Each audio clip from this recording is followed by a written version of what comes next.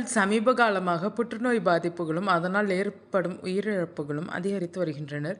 இந்தியாவில் புற்றுநோய் பாதிப்பு விகிதம் ஆண்டுக்கு ஆண்டு உயர்ந்து கொண்டே இருக்கிறது. ஃபோர்டிஸ் மெமோரியல் ஆராய்ச்சி நிறுவனத்தின் முதன்மை இயக்குனரும் இரத்தவியல், இரத்த புற்றுநோயியல் மற்றும் எலும்பு மஜ்ஜை மாற்று அறுவை சிகிச்சை துறையின் தலைவருமான டாக்டர் ராகுல் பார்காவின் கூற்றுப்படி, புற்றுநோய் மரணம் அதிகரிக்க முக்கிய காரணம் நோயை தாமதமாக கண்டறிவதே ஆகும்.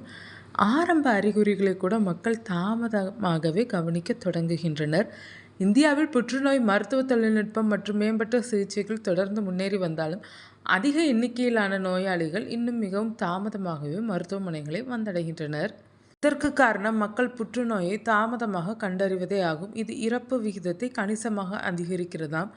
புற்றுநோயின் முடிவு மரணம் அல்ல. ஆரம்பத்திலே கண்டறிந்தால் நவீன மருத்துவ வசதிகள் மூலம் இதை குணப்படுத்த முடியும். அரசாங்கம் குறைந்த செலவில் புற்றுநோய் சிகிச்சையை அனைவருக்கும் கொண்டு சேர்க்க வேண்டும். அதே சமயம் தனிமனித ஒழுக்கமும் விழிப்புணர்வுமே இந்த பெருந்தொற்றிலிருந்து இந்தியாவை காக்கும் கேடயமாக அமையும். பெரும்பாலான புற்றுநோய்கள் ஆரம்ப நிலையிலேயே கண்டறியப்படும்.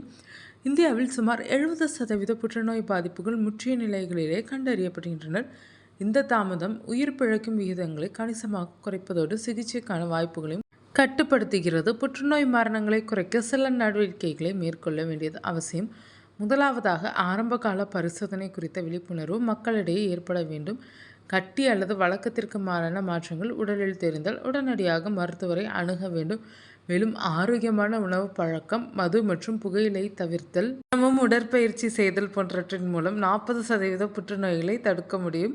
புற்றுநோயை தடுப்பதிலும் உயிர் வாழ்வதிலும் ஆரம்பத்திலே கண்டறிவது மிகவும் முக்கியம். புற்றுநோய் ஆரம்ப கட்டத்தில் கண்டறியப்படும் போது அதற்கான சிகிச்சை வலி அதிகம் இல்லாமலும் தீவிரம் குறைந்ததாகவும் இருப்பது மட்டுமல்லாமல் உயிர் வாழும் விகிதங்களும் கணிசமாக மேம்படுகின்றன. ஆரம்பகட்ட சிகிச்சைக்கான செலவுகள் குறைவாக உள்ளன, அதிக நேரம் கிடைக்கிறது. இதற்கு மாறாக தாமதமான கட்டத்தில் நோய் கண்டறிதல் இவை அனைத்திற்கும் வாய்ப்பு தராமல் ஆக்குகிறது.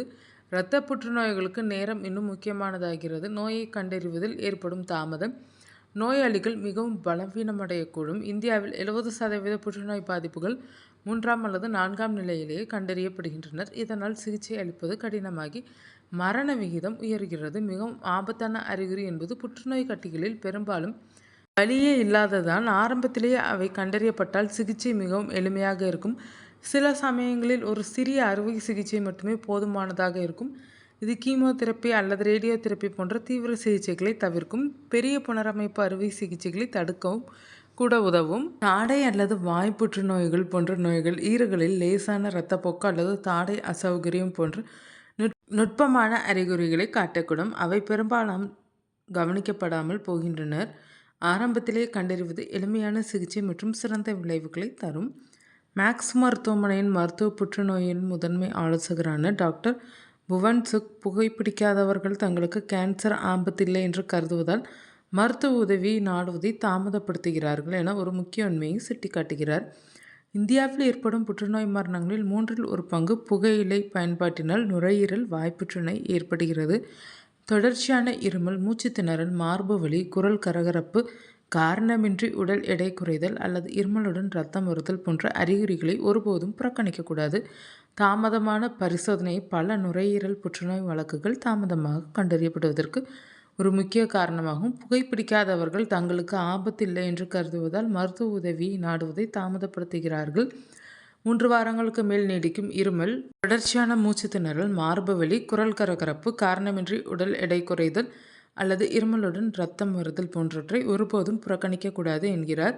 உயிர்களை காப்பாற்ற ஆரம்பகால புற்றுநோய் பரிசோதனை முக்கியமானது. இந்தியாவில் புற்றுநோய் பரிசோதனையானது கடைசி முயற்சியாக இல்லாமல் ஒரு வழக்கமான சுகாதார பழக்கமாக மாற வேண்டும் என்று நிபுணர்கள் வலியுறுத்துகின்றனர்.